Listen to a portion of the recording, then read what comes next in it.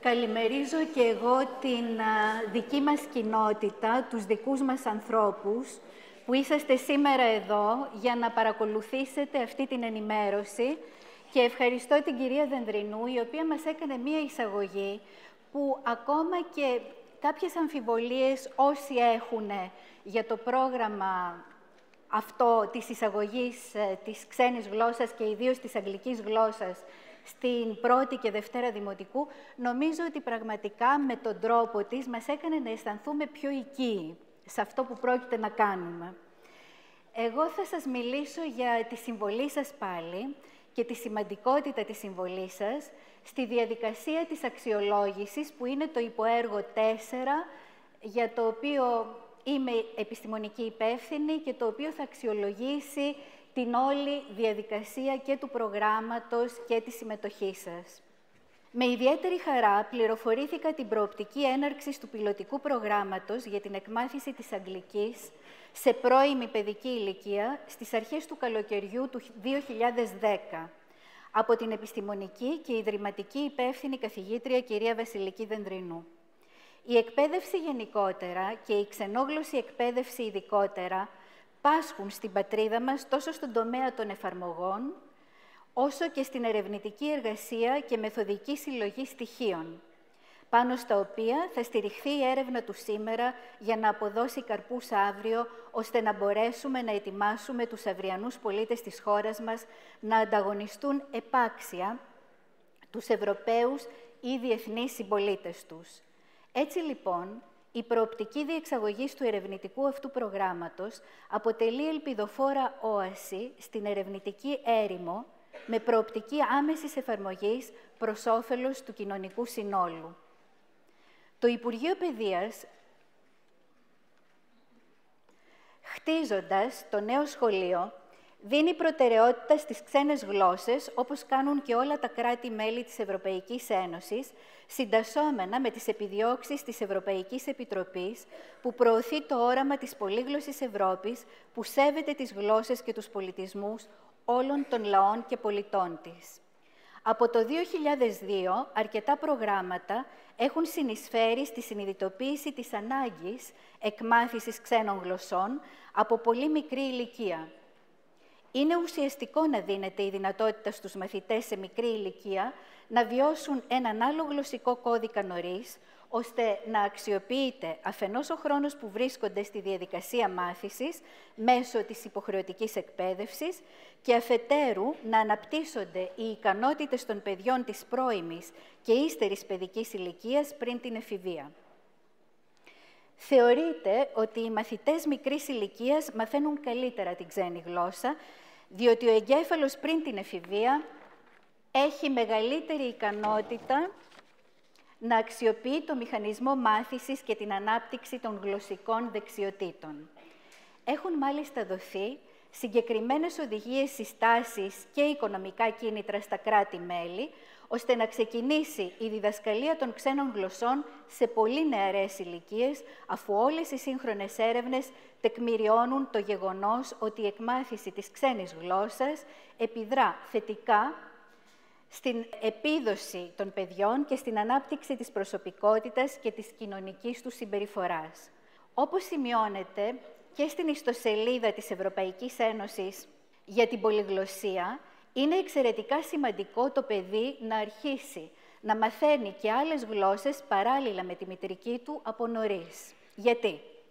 Στην πρώιμη παιδική ηλικία μορφοποιούνται οι καθοριστικές συμπεριφορές απέναντι στις άλλες γλώσσες και πολιτισμούς, ενώ τίθενται τα θεμέλια για το πώς θα μάθει το παιδί. Οι νεαροί μαθητές αρχίζουν να καταλαβαίνουν σιγά-σιγά την αξία και επιρροές του δικού τους πολιτισμού, ενώ αρχίζουν να εκτιμούν και το ξένο, το διαφορετικό. Και ταυτόχρονα αποκτούν ευρύτερη αντίληψη του κόσμου και της πραγματικότητας γύρω τους. Η εισαγωγή της ξένης γλώσσας στο σχολείο ως έργο συνεπάγεται 3 εξίσου σημαντικές δράσεις. Στις 2 από αυτές έκανε εισαγωγή ήδη η κυρία Δενδρινού. Είναι η δράση του σχεδιασμού και πειραματικής κλιμακωτής εφαρμογής του ΠΕΑΠ. Δεύτερον, η επιμόρφωση των εκπαιδευτικών, για την οποία θα σας μιλήσει και αργότερα η κυρία Καραβά. Και το τρίτο είναι η αξιολόγηση της ποιότητας του ΠΕΑΠ, της εφαρμογής του και της αποτελεσματικότητάς του. Αντικείμενο του υποέργου αυτού είναι αυτό για το οποίο θα σας αναπτύξω εγώ και θα σας μιλήσω στη συνέχεια. Θα σας μιλήσω λοιπόν για την τρίτη δράση, που αφορά την αξιολόγηση, αλλά που χρονικά θα λειτουργήσει ταυτόχρονα με τις άλλες, δημιουργώντας το μηχανισμό και την υποδομή για την επίτευξη των τελικών στόχων της εξωτερικής αξιολόγησης. Με την προεργασία για την εξωτερική αξιολόγηση αναπτύσσεται ένας μηχανισμός διασφάλισης ποιότητας και ελέγχου, αφού πρόκειται να υιοθετηθεί το πρότυπο της ΑΔΥΠ, το οποίο είναι η Αρχή Διασφάλισης Ποιότητας στην Ανώτατη Εκπαίδευση.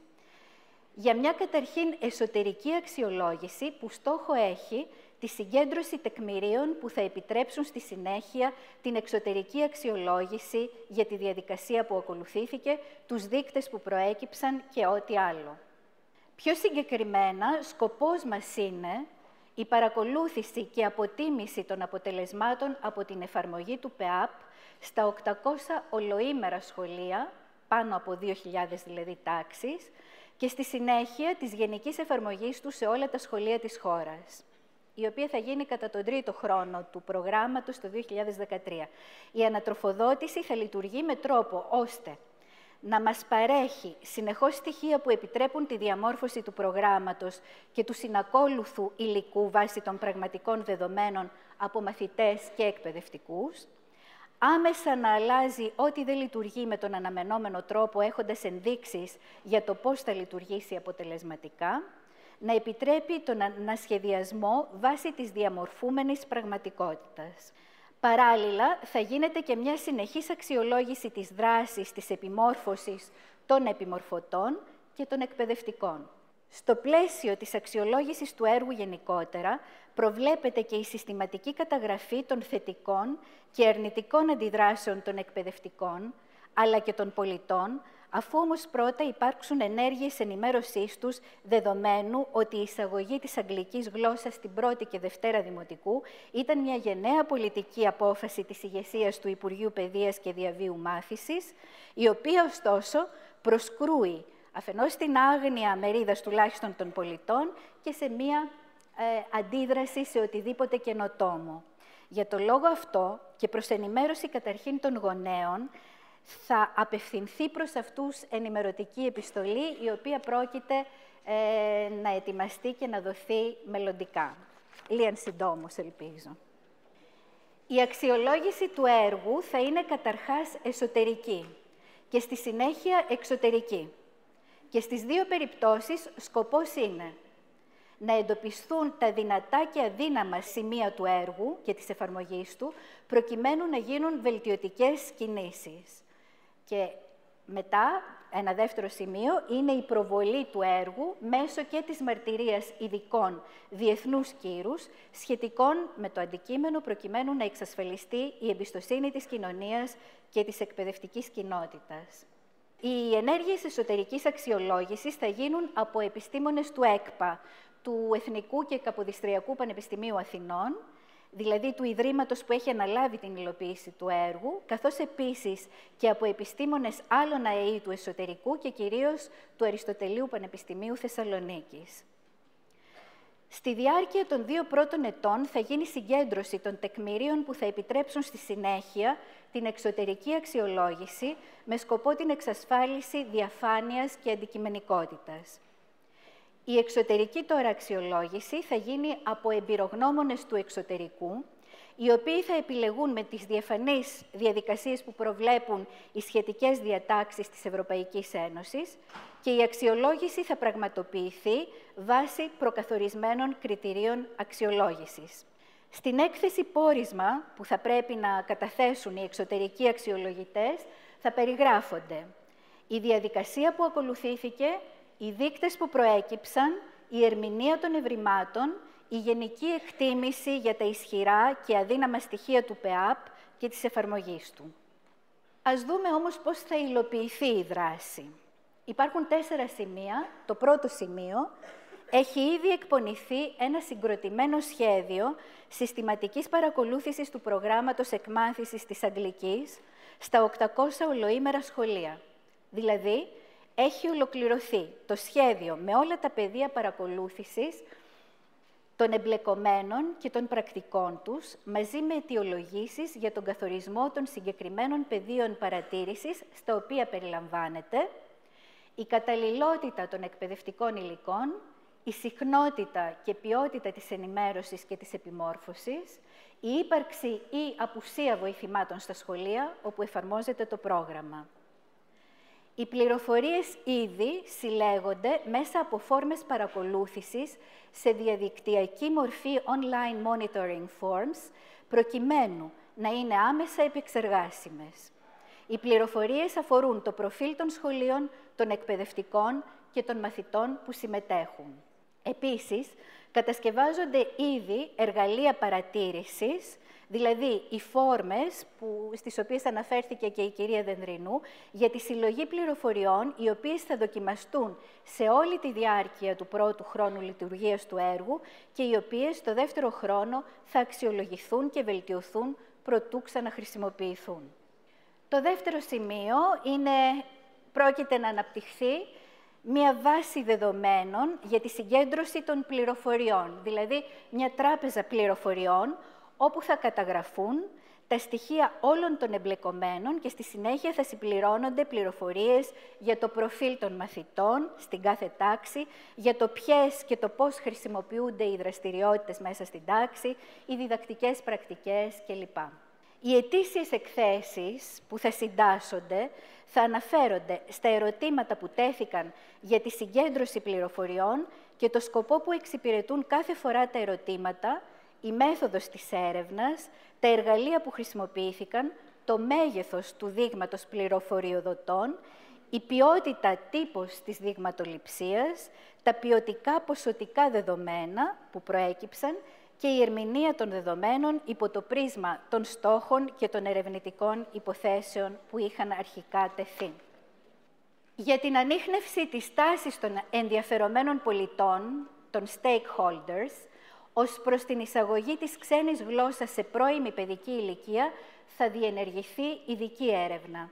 Συγκεκριμένα, με δεδομένο ότι εκφράζονται αντικρουόμενες απόψεις κυρίως από δασκάλους και εκπαιδευτικούς άλλων ειδικοτήτων, ως προς την εισαγωγή της ξένης γλώσσας στις πρώτες 2 τάξεις του Δημοτικού, και καθότι οι αρνητικές αντιδράσεις δεν συνάδουν με τα διεθνή ερευνητικά δεδομένα και τις τεκμηριωμένες επιστημονικές απόψεις, όπως διετύπωσε και προηγουμένως η κυρία Δενδρινού, θα πραγματοποιηθεί έρευνα πεδίου με στόχο τη διαπίστωση της τάσης καταρχήν των γονέων και των μαθητών που ξεκίνησαν αγγλικά στα 800 σχολεία, αν είναι αρνητικές ή θετικές πριν και μετά την εισαγωγή τους και σε περίπτωση αρνητικής τάσης θα διερευνηθούν οι αιτίες. Επίσης, θα ανιχνευτούν οι απόψεις των δασκάλων και οι αιτίες για τις αρνητικές απόψεις πριν και μετά την εισαγωγή, με τελικό στόχο την ενημέρωσή τους για τις θετικές επιπτώσεις που μπορεί να έχει η εκμάθηση της ξένης γλώσσας σε μικρή ηλικία. Τέλος, θα ανιχνευτούν οι απόψεις και εμπειρίες εκπαιδευτικών και της διοίκησης ιδιωτικών εκπαιδευτηρίων, που εδώ και χρόνια προσφέρουν προγράμματα εκμάθησης ξένης γλώσσας σε πολύ νεαρή ηλικία. Η συλλογή πληροφοριών θα γίνει συνδυαστικά με χρήση εντύπου και ηλεκτρονικού ερωτηματολογίου, αλλά και ημιδομημένης συνέντευξης ανάλογα με τους πληροφοριοδότες, τον αριθμό, το κοινωνικό στάτους κλπ. Θα ακολουθήσει αναφορά εκτέλεσης της έρευνας πεδίου, στην οποία θα εκτίθεται η προβληματική και μέθοδος της έρευνας, τα εργαλεία που χρησιμοποιήθηκαν, το μέγεθος του δείγματος πληροφοριοδοτών, η ποιότητα και τύπος της δείγματοληψίας, τα δεδομένα που προέκυψαν ποιοτικά και ποσοτικά και η ερμηνεία των δεδομένων, η οποία αναφορά θα είναι γύρω στις 50 σελίδες, συν κάποια παραρτήματα. Και το τέταρτο και τελευταίο σημείο, από τις πιο σημαντικές εργασίες της δράσης της αξιολόγησης, θα είναι η ανίχνευση και καταγραφή των επιπτώσεων της εισαγωγής της Αγγλικής σε πρώτη και β' δημοτικού, Μια ερευνητική εργασία πολύπλοκη και απαιτητική. Το πρώτο βήμα είναι η διαμόρφωση κριτηρίων, βάσει των οποίων θα γίνει η ανίχνευση και καταγραφή των επιπτώσεων, αυτό που στην αγγλική ονομάζουμε washback ή backwash effect, σε πτυχές της διδασκαλίας και μάθησης γλωσσών στο δημόσιο σχολείο. Στη συνέχεια θα διαμορφωθούν τα εργαλεία ανίχνευσης και θα γίνει καταγραφή και ανάλυση των δεδομένων. Για να πραγματοποιηθούν όλα τα παραπάνω, χρειαζόμαστε τη δική σας συμβολή. Αυτό σας τονίστηκε ξανά και ξανά, και από την κυρία Χαρίτου και από την κυρία Δενδρινού, και θα σας τονίζεται συνεχώς από όλους μας.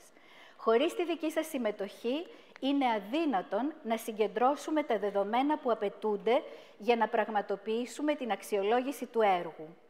Και με την πεποίθηση ότι θα την έχουμε τη βοήθειά σας, θέλω κλείνοντας να σας ευχαριστήσω προκαταβολικά και επίσης θέλω να επιστήσω την προσοχή σας στην ανάγκη συμπλήρωσης του πρώτου ερωτηματολογίου που απευθύνεται σε εσάς. Το ερωτηματολόγιο αυτό είναι μέσα στο φάκελό σας. Αν ανοίξετε τώρα θα το βρείτε, γιατί θα ήθελα να το δούμε λίγο μαζί. Παρακαλούμε θερμά να το επιστρέψετε συμπληρωμένο στη γραμματεία της διημερίδας στο τέλος της δεύτερης ημέρας αυτής της εκδήλωσης, πριν παραλάβετε τη βεβαίωση παρακολούθησής σας. Υπάρχουν 9 διαφορετικά τμήματα μέσα από τα οποία ζητούμε πληροφόρηση. Στο πρώτο κομμάτι ζητούμε προσωπικές πληροφορίες, ζητούμε το ονοματεπώνυμό σας, δεν είναι ανώνυμο το ερωτηματολόγιο, ζητούμε όνομα επίθετο, ηλεκτρονική διεύθυνση, αν κάνετε συχνή ή όχι χρήση του email, την ηλικιακή σας ομάδα έως 35, 36 έως 45, 46+, τηλέφωνα επικοινωνίας, σχολείο στο οποίο υπηρετείτε φέτος και αν είσαστε με οργανική θέση ως αποσπασμένος κλπ. Σπουδές σας, ειδίκευση, αν έχετε ένα μουδουέ σχετικό με την αγγλική γλώσσα, άσχετο, παρεμφερές ή διδακτορικό σχετικό με τη διδακτική. Στη δεύτερη ομάδα ερωτήσεων ζητούμε πληροφορίες σχετικά με την επαγγελματική σας εμπειρία, χρόνια υπηρεσία στο δημόσιο, άλλη διδακτική εμπειρία, άλλη επαγγελματική εμπειρία.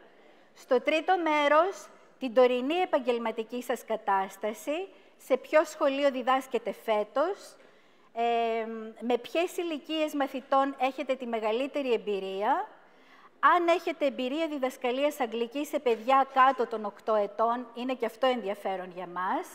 Ποια η γνώση σας σχετικά με την εισαγωγή της αγγλικής στην πρώτη και β' δημοτικού. Αν είναι πολύ θετική, μάλλον αρνητική ή δεν έχω άποψη. Και αν είναι η γνώμη σας αρνητική, παρακαλούμε να μας το αιτιολογήσετε σε μία σειρά. Επιπλέον, στο επόμενο μέρος, στο τέταρτο, ζητούμε πληροφορίες για τις τάξεις σας. Πρώτη τάξη, δευτέρα τάξη. Αγόρια-κορίτσια, μέσος αριθμός αλλογλώσσων μαθητριών, μέσος όρος αριθμού μαθητών-μαθητριών που έχουν ήδη ξεκινήσει αγγλικά εκτός σχολείου. Στο πέμπτο, θέλουμε να έχουμε μια εικόνα για την υλικοτεχνική υποδομή του σχολείου σας. Εργαστήρια, γραφείο καθηγητών, αίθουσα ξένων γλωσσών, βιβλιοθήκη, μηχάνημα, φωτοτυπικό, κασετόφωνο, βίντεο, DVD, overhead projector, βιντεοπροβολέας, διαδραστικοί πίνακες. Στο έκτο, εδώ ζητώ την προσοχή σας, γιατί θέλουμε μία διαβάθμιση. Το 3 είναι οι μεγάλες δυσκολίες, το 2 κάποιες, το 1 καμία δυσκολία. Να συγκεντρώνονται τα παιδιά σε αυτό που κάνουμε. Να ανταποκρίνονται στους κανόνες της τάξης, να σέβονται τους άλλους. Δηλαδή, θέλουμε πληροφορίες σχετικά με τις δυσκολίες που αντιμετωπίζετε μέσα στην τάξη. Στο 7ο μέρος ζητούμε πληροφορία σχετικά με το αν έχετε επισκεφθεί την ιστοσελίδα που περιλαμβάνει το ΠΕΑΠ, ναι ή όχι. Αν ναι, πώς αξιολογείτε το περιεχόμενό της, προβληματικό, σχετικά καλό ή πολύ καλό, τι άλλο θα θέλατε να συμπεριληφθεί στην ιστοσελίδα, ποιο μέρος της διημερίδας στο τέλος που παρακολουθήσατε βρήκατε ιδιαίτερα ενδιαφέρον και τέλος, σε τι θα θέλατε να εστιάσουν μελλοντικές εκδηλώσεις επιμόρφωσης. Κλείνοντας, επαναλαμβάνω και τονίζοντας και πάλι ότι για την επιτυχία του έργου, αλλά και ειδικότερα του υποέργου αξιολόγησης, σημαντική είναι η δική σας συμβολή και η πληροφόρηση που θα μας δώσετε, εφόσον αποτελείτε το συνδετικό κρίκο μεταξύ έρευνας και πράξης. Σας ευχαριστώ πολύ.